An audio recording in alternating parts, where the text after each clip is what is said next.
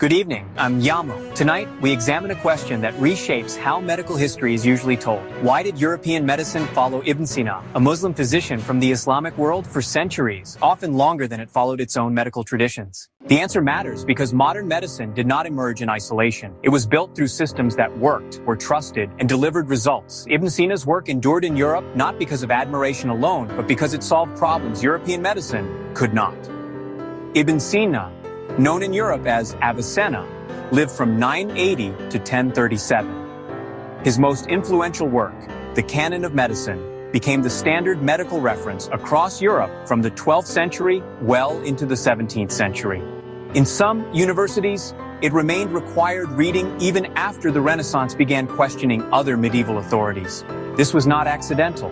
At the time, much of Europe's medical practice was fragmented. Treatment relied heavily on tradition, superstition, and incomplete readings of ancient Greek texts. There were few standardized methods, limited anatomical knowledge, and almost no regulation of who could practice medicine. By contrast, Ibn Sina's medical system was comprehensive. The canon organized medical knowledge into clear categories: anatomy, diagnosis, pharmacology, treatment, and prevention. It emphasized observation, clinical testing, and logical reasoning. Diseases were classified by cause and symptoms, not superstition. Treatments followed tested principles, not guesswork. Just as important, Ibn Sina wrote within a broader Islamic medical system that supported his ideas. Hospitals in the Muslim world were public institutions. They were state-funded, open to all patients, and staffed by trained physicians. Medical education was formal.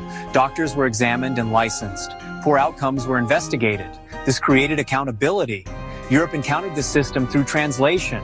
From the 11th century onward, scholars in places like Toledo and Salerno translated Arabic medical texts into Latin. What European physicians found was not just knowledge, but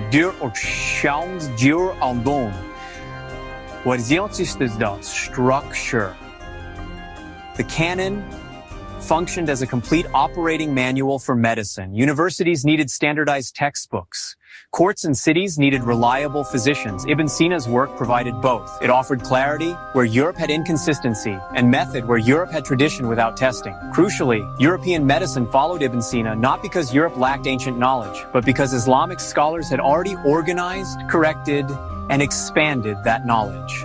Greek medicine had survived in fragments. Ibn Sina synthesized it, improved it, and embedded it in practice. This created a dependency that lasted centuries. Even when European doctors disagreed with parts of the canon, they still used its framework. Medical debates were often conducted within Ibn Sina's system, not outside it. That is a sign of dominance, not influence. The system worked because it aligned incentives. Rulers supported hospitals because public health reduced unrest and increased productivity. Physicians followed standards because their authority depended on results. Patients trusted doctors because treatment was consistent and regulated. Over time, Europe began developing its own experimental methods. Anatomy advanced, chemistry evolved. Eventually, new discoveries challenged older models, including Ibn Sina's. But even then, European medicine did not reject the canon immediately. It revised it. What is often left unexplained is why this reliance is minimized in later narratives. As European powers expanded globally, intellectual independence became part of political identity. Acknowledging long-term reliance on Islamic systems complicated the story of European self-origin. Yet the historical record is clear. European medicine did not leap forward suddenly.